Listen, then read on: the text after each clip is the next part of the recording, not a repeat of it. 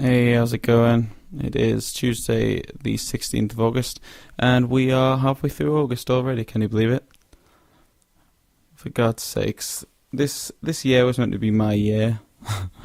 I'm sure you know everyone when they start the year off, they go, "This is going to be the year. This is going to be the year that I do something, that I make something of myself." That I've just made that a little bit quiet, and it's a bit too quiet. 2 seconds.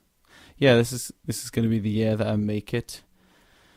The year that I make something of myself and progress myself. And you know what? To be fair, I have done. I think if I look back on this year, I've done quite a bit. I haven't had a chance, or haven't given myself a chance to really reflect on that just yet. But I will do towards the end of the year. I mean, I started this podcast and it's getting 10 views an episode. Woo!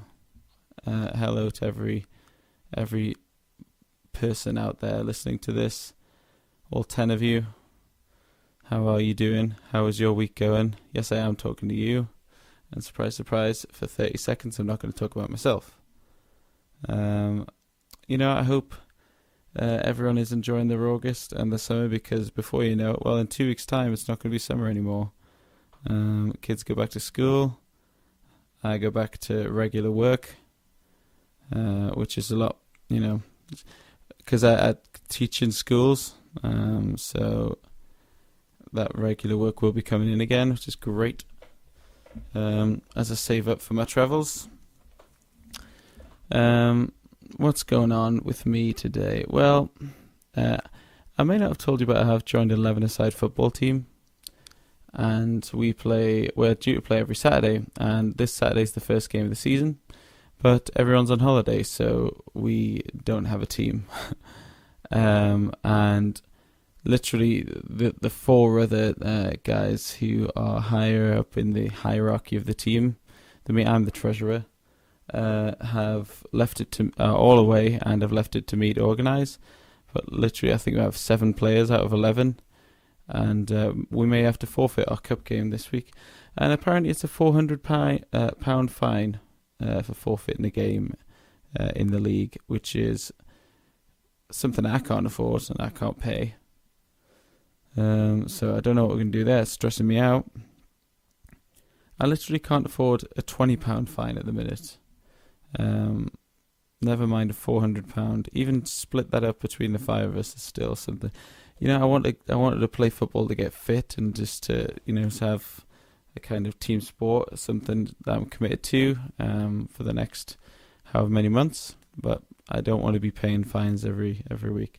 So we're going to see what happens with that. That's just something I'm getting off my chest, because right now it's a gorgeous day and I am sat inside doing website work, and I took a bit of a break to record this podcast.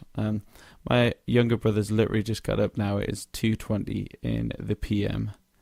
In the afternoon. It's a beautiful day, and that's what I mean. I remember when I was doing my GCSEs, and I'd finished them, and you had that huge long summer holiday, and I feel like the last 5 years I've been excited for summer, but then it comes around and you just sit and do nothing outside. There's a great Louis C.K. joke he did on stage a few days ago when I saw him, about just pretty much how he doesn't like nice days because it forces you or guilts you into doing something. And he likes miserable days because he'd get to look outside and go, if it was nice, I'd totally be doing all this stuff. Which is exactly what I do all the time. I like a miserable day because I don't feel guilty about not going outside, or working from home, or But it is a lovely day. I am waiting for my drone to get back. I've been keeping a very sharp eye on the UPS delivery tracking, and it's in Gateshead. It got to Gateshead this morning, which is about 6 or 7 miles from where I live. But it hasn't moved since then, since 7 o'clock this morning. So I'm just sat here going, if I had the drone today, I'd totally be doing something. It's a nice, excuse me. Yeah, Jordan. It's a nice enough day. But yeah, I'm really excited to have it back. I've got a video that I'm started editing, that I've got a load of really cool footage. for, and I've just got all these ideas of other stuff that I'd like to do and get on with it. It's a video that I'm kind of just making to kind of boost my own profile as a video maker. It's nothing I'm doing for anybody but myself, but hoping that it kind of I can kind of put it out there and people see what I can do and possibly get some kind of attention from it, purely from like a work standpoint. So yeah, that's I guess I've got that coming up. Hopefully the next, I'd say by the end of August, I'd like to have that done. So I'm going to work hard on it over the next 2 weeks, providing my friggin' Phantom 4 works when it comes back. They say they have fixed it, no cost. It was under warranty, which I'm excited about. But yada yada yada. This is boring stuff. This is just me. This is just me mindlessly self-indulging myself, isn't it? What is this podcast about from me talking about the most mundane shit in my life? I feel like yesterday's was alright though. Yesterday's podcast is a bit interesting. Today's has started off, the first 6 minutes has just been babble. So let's try and turn this around, okay. A couple things. The John Inverdale, Andy Murray thing, first of all. John Inverdale interviewed Andy Murray after he won the Olympic gold in men's tennis and said, congratulations to the first person to win 2 golds in tennis or something like that. And Andy Murray went, well, no, not really. Like Serena, if you look at Serena and Venus Williams, I think they've won 4 each or something. And the amount of, this is why I've been thinking about quitting social media altogether. I think it's an absolute tumbleweed situation or snowball situation. One person goes, can you believe how sexist John Inverdale was? Or that question was so casually sexist. Do you know what's sad now that things can be casually sexist, that things can be subconsciously sexist? And I mean, there's thousands of examples of people calling things subconsciously sexist. How am I sexist? How can someone be sexist if they don't know they're being sexist? For me personally, I don't know. Casual sexism or casual racism I think, is when context is completely taken out of the situation. So John Inverdale's apparently being casually sexist, but if you take the context, we all knew what he meant. We did. We all knew. Do you know what he meant? Congratulations to the first guy to do this. He's the first Brit. He's the first man to do it. He's the first, solo tennis player to. I don't know. This make me sound dumb, but I just really feel like I knew what he meant. And I think Murray did as well. And I don't think Murray's, all these feminists, like, Murray's such a great male feminist. I don't think there are many male feminists who aren't looking to get their nuts off. The white knights. I don't think Murray's being a male feminist at all. I think he's just going, because he accidentally said person. I think Murray just went, no, I think Serena and Venus did that too. It's not like he went, I'll stop you there, John.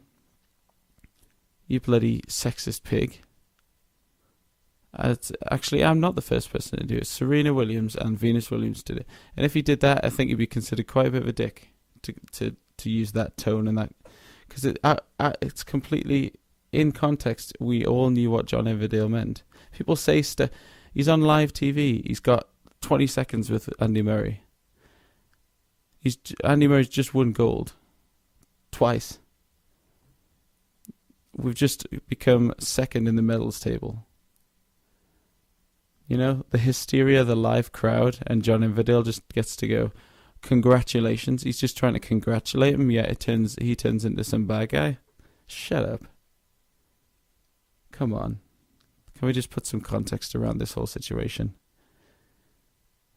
Look, Serena and Venus Williams are some of the best, probably the most dominant, the most legendary athletes the world has produced. Yes, I would agree. Especially in terms of the women's division.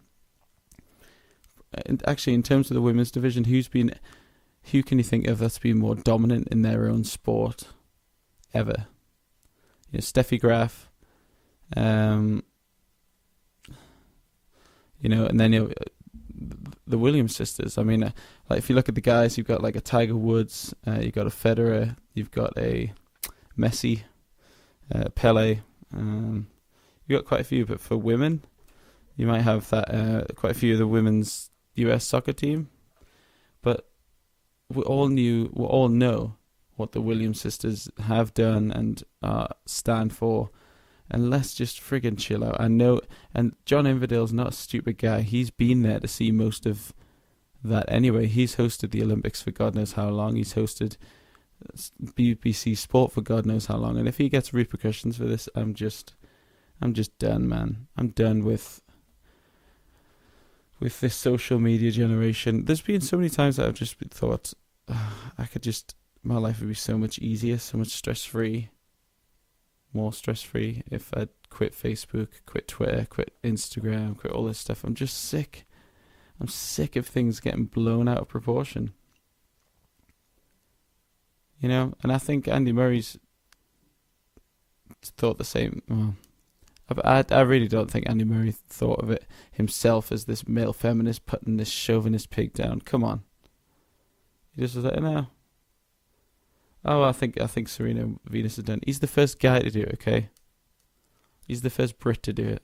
He's Sports Personality of the Year, no doubt, this year. Can we all just put some context on the whole thing?